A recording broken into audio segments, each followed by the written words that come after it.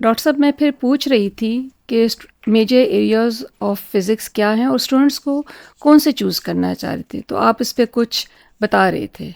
जी, मैं ज़िक्र कर रहा था कि रिन्यूएबल एनर्जी का अब बहुत चर्चा होने लगा है। और फिज़िक्स में जो नई टेक्नोलॉजीज़ के लिए डिमांड थी वो अब in the form of courses हो रही है। सस्टेनेबल एनर्जी की के डेवलपमेंट की के मेथड्स जो हैं वो पूरी दुनिया में पॉपुलर हो रहे हैं। तो ये एक बहुत बड़ा एरिया है जिसमें काम की ज़रूरत है।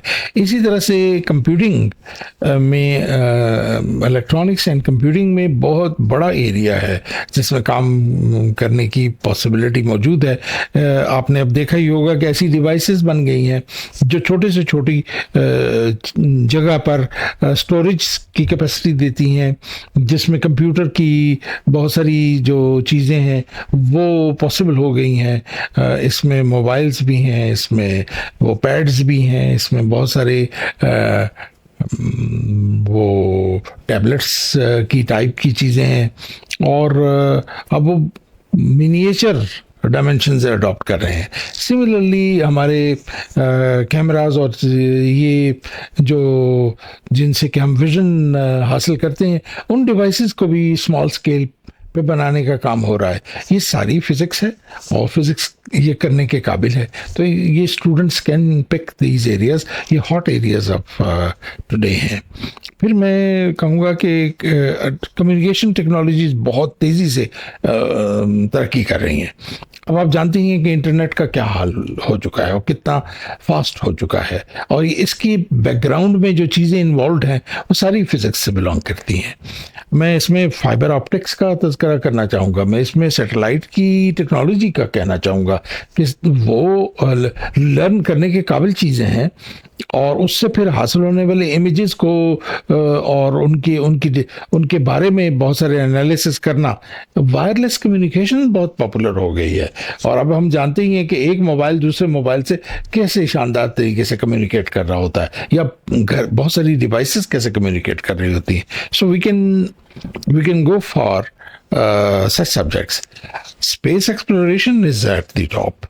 ये सब्जेक्ट पढ़ने के काबिल हैं, ये फिज़िक्स के डोमेन में हैं ये सब्जेक्ट। क्लाइमेट की साइंसेस जो हैं ये under the domain of physics. इसके बहुत मुश्किल नॉन लीनियर डायनामिकल मॉडल्स हैं जो कि फिज़िक्स से बिलोंग करते हैं। उनको स्टडी करना, उनके बारे में कुछ प्रोडिक्शन करना, ये बड़ी बात कहलाती है और आजकल ये बड़ी बात करने की कोशिश की जा रही है। मटेरियल साइंस की डेवलपमेंट आपके सामने ही है। अभी आपने रिसेंटली देखा होगा कि नैनो टेक्नोलॉजी में बहुत सारे काम ऐसे किए गए हैं जो इससे पहले कभी सोचे नहीं गए थे। अब हाल ये हो चुका है कि हमने ड्रग डिलीवरी से लेके बहुत बड़ी बड़ी चीज़ें जो हैं वो with the help of these nano particles करना शुरू कर रखी है। लेकिन इसके साइड बाय साइड आपने सुना ही होगा कि ग्रेफीन जैसे मटेरियल की प्रोडक्शन शुरू हो चुकी है और उनकी यूटिलाइजेशन हो रही है, उनकी इलेक्ट्रिकल और मैग्नेटिक नई प्रॉपर्टीज़ पता चल रही हैं। ऐसे ही वो बकी बॉल्स जो कि कार्बन के 64 एटम्स का एक अजीब व गरीब कॉम्बिनेशन है, इनकी डिस्कवरीज हो चुकी हैं, उनकी यूटिलाइजेशन है। आने वाले टाइम पीरियड में स्पिन ओरिएंटेड स्मॉल स्ट्रक्चर जो हैं वो बड़े यूज़फुल साबित होने वाले हैं। तो लोगों ने बाकायदा इसके ऊपर फील्ड खोल दिए हैं। फिर लाइट और लाइट से रिलेटेड सब्जेक्ट को देखने की ज़रूरत है। ऑप्टिक्स, उसमें लेज़र्स और लेज़र्स की टाइप्स और मेजर्स, ये मेरा ख्याल है फिज़िक्स की ऐसी ब्रांचेस हैं जिसमें कि बेताशा दुनिया फंड भी कर रही है और कोशिश भी कर रहे हैं कि इसके डिफेंस पर्पसेस भी हैं और दूसरे पर्पसेस भी हैं। लेकिन अब मेडिकल एप्लीकेशंस भी हैं। फिर मैं भूलना नहीं चाहूँगा कि फ्यूजन और फिशन के रिएक्शन ने दुनिया में बहुत बड़ा रेवोल्यूशन बर्पा किया है और फ्यूजन को कंट्रोल करने की अभी बहुत बड़ी एफर्ट हो रही है। तो न्यूक्लियर साइंसेस में बहुत बड़ा काम होना बाकी है। फिर प्लाज्मा को हार्नेस करने की जो एक्टिविटी है, प्लाज्मा की लर्निंग के लिए जो एक्टिविटी है, ये सारी फिजिक्स है। प्लाज्मा फिजिक्स पढ़ना, चाहे वो आप दुनिया के अंदर कोई स्मॉल रिएक्टर सिस्टम बनाना चाहें, या फिर ये कि पूरी दुनिया के बड़े बड़े सिस्टम जो प्लाज्मा के हैं उनको स्टडी करना चाहें और कॉस्मोलॉजी की तरफ लेके जाना चाहें, या न्यूक्लियर सिंथेसिस करना चाहें चीज़ों का, तो ये फिज़िक्स में ही पॉसिबल है। ये वो ड्रीमी थॉट्स हैं जिनके साथ के फिजिसिस्ट चले हैं, और फिर एक रेवोल्यूशन आ रहा है। आने वाले टाइम पीरियड में नई नई चीज़ें आ रही हैं। मैं आखिर में उस मजमून को भूलना नहीं चाहूँगा कि जिससे बड़ी डेवलपमेंट वाबस्ता है, वो है एक्सेलरेटर फिज़िक्स। एक्सेलरेटर फिज़िक्स बिल्कुल नई है, और इसके नतीजे में पार्टिकल्स की डिस्कवरी तो हो ही रही है। फंडामेंटल फोर्सेस और फंडामेंटल पार्टिकल्स के बारे में बहुत सारी बातें की जा रही हैं, थेरीज पेश हो रही हैं, लेकिन जो उसके ऑफशूट्स हैं, उसमें एक मिसाल के तौर पे मैं कहूँगा कि वो कहलाते हैं हाई टेम्परेचर पे very very low resistance offer करने वाले मटेरियल्स की डेवलपमेंट। ये हुई है जब हमने एक्सेलरेटर्स में ये कोशिश की है कि वेरी हाई स्पीड्स के साथ पार्टिकल्स को दौड़ाएं, वैक्यूम क्रिएट करें।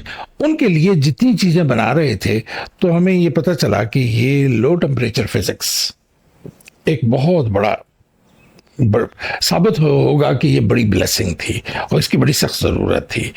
अब हम सुन रहे हैं कि ऐसी ट्रेन्स बन रही हैं जो कि लेविटेटेड मैनर में वेरी हाई स्पीड पे मूव करती हैं, तो उसमें जो चीज़ इस्तेमाल की जा रही है, इफ़ेक्टिवली इस्तेमाल की जा रही है, वो हाई टेम्परेचर के ऊपर वेरी लो रेजिस्टेंस ऑफर करने वाले सुपर कंडक्टर्स हैं।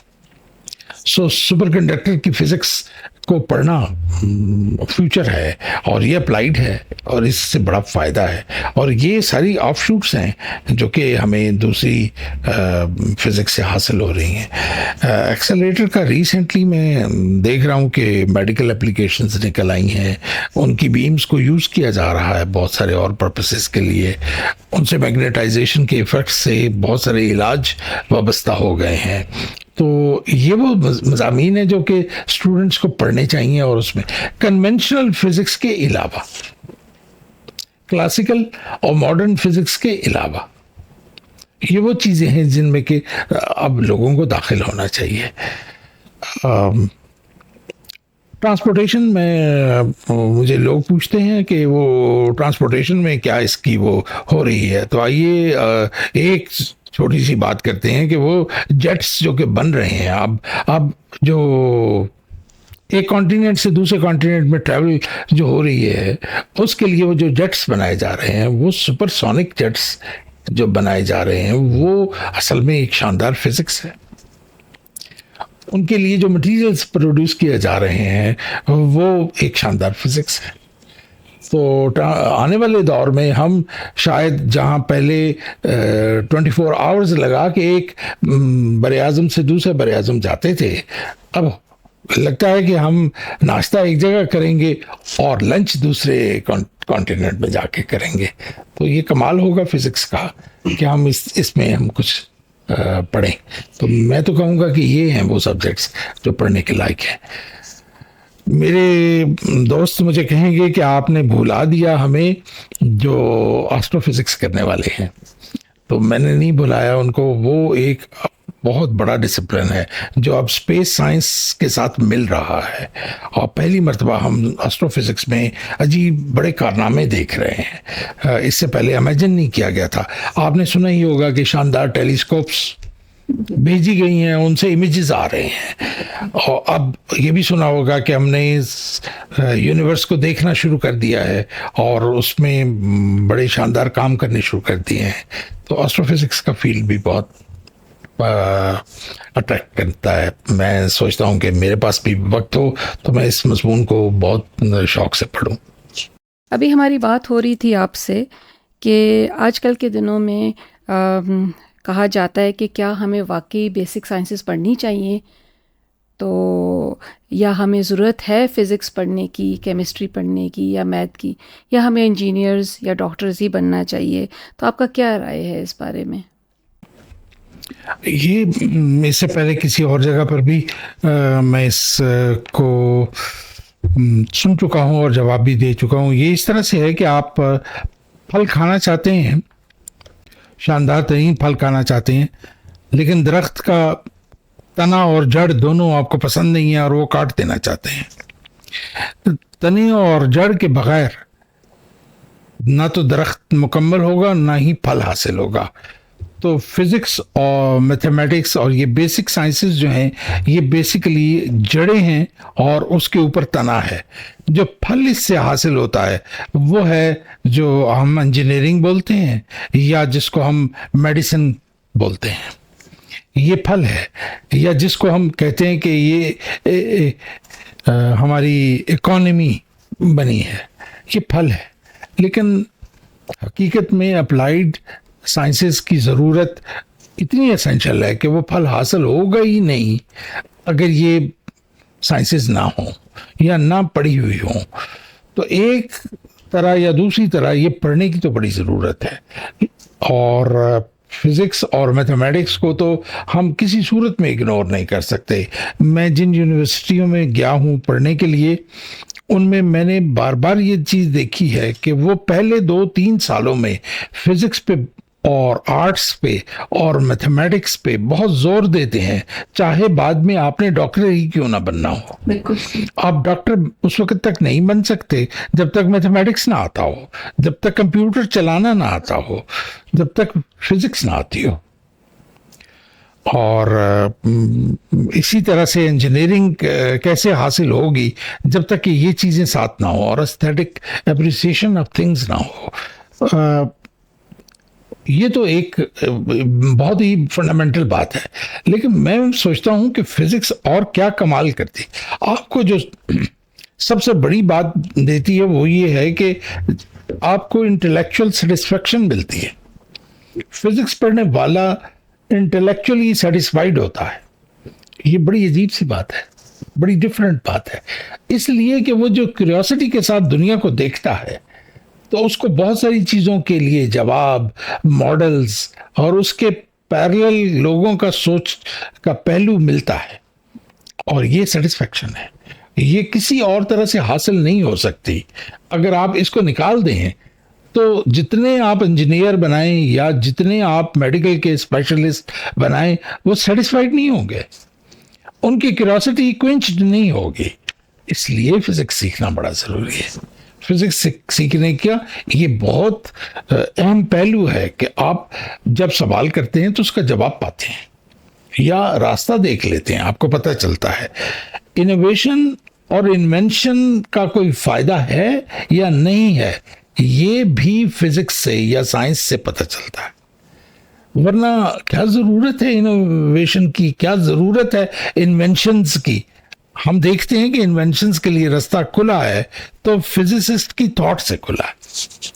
वो सोचते थे और फिर आगे बढ़ने की कोशिश करते थे, वो रिडल सॉल्व करते थे। तो अगर साइंस को मैं जैसे सीखता रहा हूँ उसे मैं बयान करने की कोशिश करूँ तो ये सबसे पहली चीज़ जो साइंस में है वो तो है मुशाहिदा।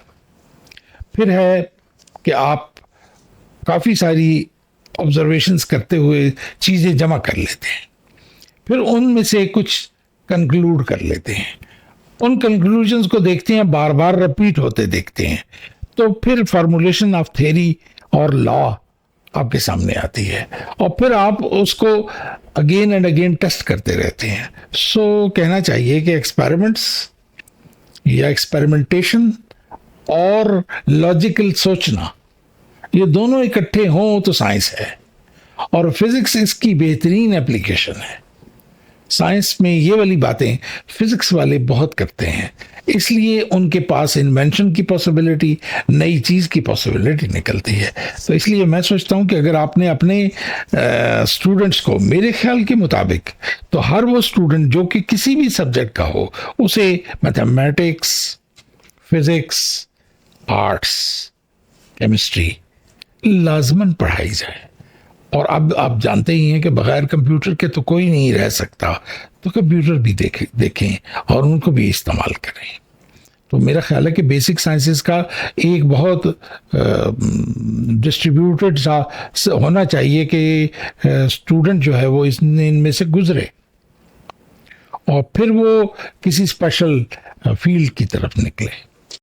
आजकल यूनिवर्सिटियों में स्टूडेंट्स जो एडमिशन्स ले रहे हैं वो ज़्यादातर कंप्यूटर साइंस डिपार्टमेंट में ले रहे हैं। इंजीनियरिंग में भी उनकी इनटेक कदरे कम हुई है, बहुत कम नहीं हुई, लेकिन फ़िज़िक्स और मैथ्स में इनकी इनटेक बहुत शॉर्ट हो रही है। और यूनिवर्सिटियों जो आजकल की पॉलिसी पे हैं वो समझती हैं कि फाइनेंशियली ये बेसिक साइंसेस के डिपार्टमेंट उनके ऊपर बोझ हैं। तो आपके ख़्याल में जो रुझान देखा जा रहा है उसके हिसाब से ये डिपार्टमेंट्स फिर बंद कर देने चाहिए, या ये है कि इसको हम किस तरह से इस मसले को हल करें कि जिसमें स्टूडेंट्स बहुत शॉर्ट हो गए हैं स्ट्रेंथ उनकी, डिपार्टमेंट ऑफ फिज़िक्स या मैथमेटिक्स या कंप्यूटर साइंस। ना सिर्फ ये नेशनली हो रहा है, इंटरनेशनली भी रुझान देखा जा रहा है। तो आपकी इस बारे में क्या राय है? मेरा ख्याल है कि पूरी दुनिया में तो इस तरह से शायद नहीं है। एक बड़ी तादाद स्टूडेंट्स की जो है वो साइंसेस पढ़ रही है, फिज़िक्स पढ़ती है, मैथमेटिक्स भी पढ़ती है। पाकिस्तान में ख़ास तौर पे आपने कहा है तो फिर वो देखना चाहिए कि क्या मसाइल हैं उसके। उसमें बड़ा अहम मसला ये है कि उनके लिए फ्यूचर की जो पॉसिबिलिटीज़ हैं वो बताई जाएं और फिज़िक्स की एप्लीकेशंस के बारे में तज़किरा किया जाए और मल्टी डिसिप्लिन चीज़ों को प्रमोट किया जाए। यूनिवर्सिटी एक होती है जिसमें कि मेडिसिन भी हो रही है, जिसमें कि इंजीनियरिंग भी हो रही है, जिसमें कंप्यूटर साइंस भी हो रही है। तो फिज़िक्स की वो चीज़ें जो कि मल्टी डिसिप्लिन हो के इनके साथ मिल सकती हैं उसे प्रमोट करने की ज़रूरत है। फिर अच्छे फिजिसिस्ट जो बच्चों में शौक़ पैदा करें उनको लाने की ज़रूरत है। दुनिया की मिसाल आपके सामने ही है। आप बड़ी यूनिवर्सिटियों को देख लीजिए, शानदार तरीन प्रोफेसर जो है उसे लाया जाता है ताकि वो सब्जेक्ट को प्रमोट करेगा और स्टूडेंट्स में शौक़ पैदा करेगा। ऐसे टीचर्स जो हैं उनको आउट ऑफ द वे दिया जाए, उनकी इनकरेजमेंट की जाए जो कि फिज़िक्स और साइंसेस को प्रमोट करते हैं। और ये कोई कंपटीशन नहीं है कि फिज़िक्स का किसी और सब्जेक्ट के साथ, ये एब्सोल्युटली फैंटास्टिक सब्जेक्ट है, लेकिन ये कि अच्छे टीचर्स की इनकरेजमेंट की सख्त ज़रूरत है। मैं काफ़ी साल पहले जब जॉर्जिया टेक में चाइनीज़ प्रोफेसर से बात कर रहा था तो उन्होंने मुझे बताया था कि वो वापस जा रहे हैं चाइना में। उनको जितनी वेजेस पर अमेरिका में हायर किया गया था उतने या उससे ज़्यादा पे चाइनीज़ जो साइंस फाउंडेशन थी और एकेडमी ऑफ साइंसेस थी उन्होंने ऑफर की हुई थी। तो एक कंपटीशन मचा हुआ था और यही हाल कोरियन प्रोफेसर्स का था। तो देखिए, जिन नेशंस ने करना होता है ये काम, उनको ये फैसला करना होता है कि हम अमेरिका के अंदर बैठे हुए प्रोफेसर को भी लाने के लिए एफर्ट करेंगे कि वो उनके मुल्क में आए तो फिर उनके यहाँ वो सब्जेक्ट प्रमोट हो जाए। तो पाकिस्तान को तो बड़ी सख्त ज़रूरत है। हम डेवलप करने वाली नेशन है तो हमें तो एक कल्चर साइंस का चाहिए। हमें तो साइंस की और ख़ास तौर पे फिज़िक्स की प्रमोशन की ज़रूरत है। ये मत भूलिए कि टॉप शानदार फिजिसिस्ट पाकिस्तान ने प्रोड्यूस किए हैं। पाकिस्तान एक बेहतरीन जगह है। यहाँ की के कुछ अदारे हैं जिन्होंने के टाइम एंड अगेन बड़े बड़े नामी गिरामी फिजिसिस्ट बनाए हैं।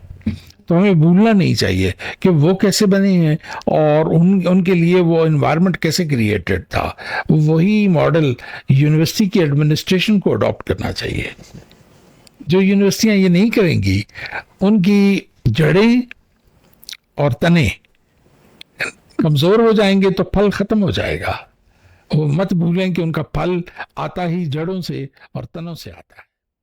आपसे हमारी बातचीत होती रहती है, तो आपने जिक्र किया था कि इस वक्त फिज़िक्स उसी मोड़ पे खड़ी है जो किसी ज़माने में मॉडर्न फिज़िक्स की बर्थ का ज़माना था।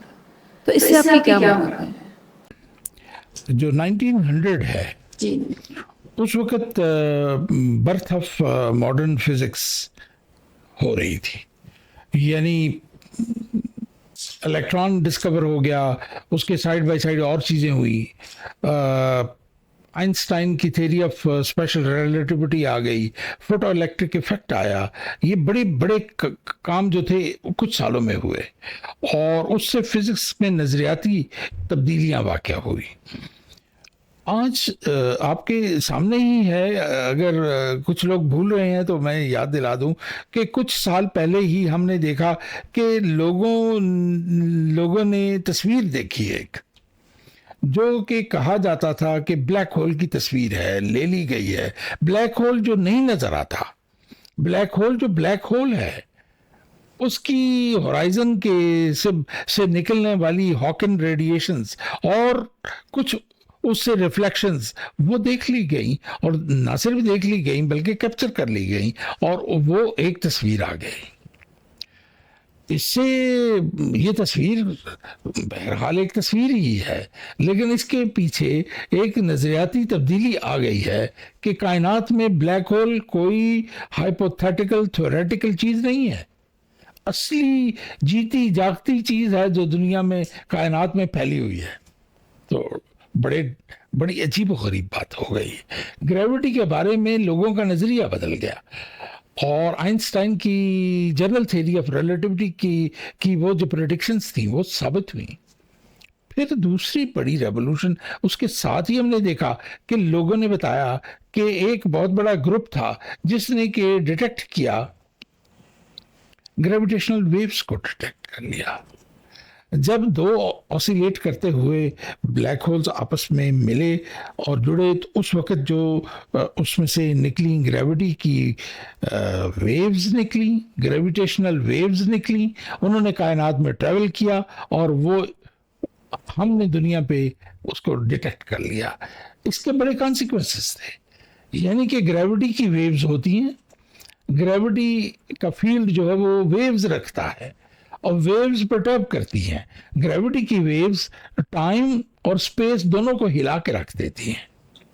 क्योंकि वो माइक्रोस्कोपिक था लेकिन अमल तो था। इसका मतलब है कि आइंस्टाइन ने जो कहा था कि लेंथ की कॉन्ट्रैक्शन होती है, टाइम डायलेट करता है और वेव्स जो है ये फिनोमेना दिखाती हैं, मेजर कर लिया गया, अभी अभी मेजर किया गया है। फिर आपके सामने एक बड़ा कोलाइडर है।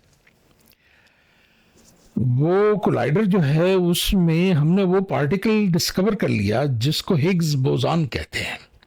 अभी अभी ये डिस्कवरी हुई कि वो जो कि मैस की ट्रांसफॉर्मेशन में पार्टिकल हेल्प करता है, जिससे कि मैस बनता है, वो पार्टिकल है। ये तो बहुत पहले हिग्स ने कहा था कि वो एक पार्टिकल होगा जो कि जब किसी को करीब से गुजरता है तो ट्रांसफॉर्मेशन देता है, और ये ट्रांसफॉर्मेशन जो है ये पार्टिकल की ऐसी प्रॉपर्टी देती है जो कि मैस की प्रॉपर्टी है। Energy gets into mass with the help of Higgs boson. बड़ी बात है। आप रेवोल्यूशन की बात कर रहे हैं तो अभी रिसेंटली हमने वो एक्सपेरिमेंट कर लिए कि जिसमें हमने एक्शन एट ए डिस्टेंस के एक्सपेरिमेंट किए हैं, सिंगल फोटॉन की स्टडी कर ली है।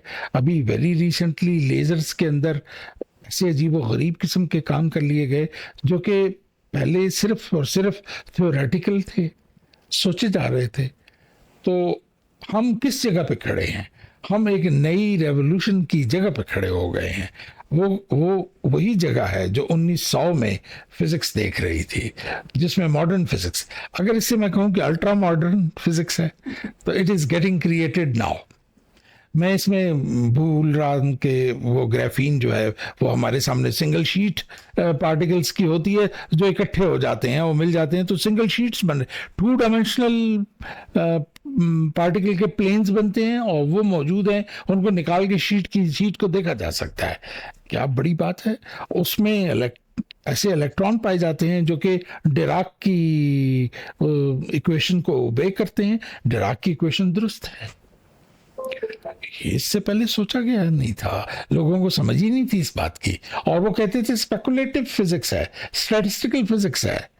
आज रियलिटी है, आज उसके एक्सपेरिमेंट्स हो गए हैं। इसका मतलब है हम इससे आगे जाने वाले हैं। इसका मतलब है नई फिजिक्स आने वाली है।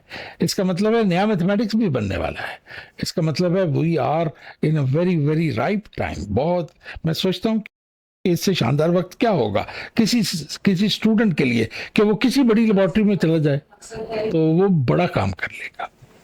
तो इसलिए मैं कहता हूं कि हम उस एज पे खड़े हैं जो कि 1900 वाला है, वाकई उस टाइम पीरियड में है, क्योंकि हर रोज मेरे सामने वो चीजें आ रही हैं जो मैंने सिर्फ सोची थी।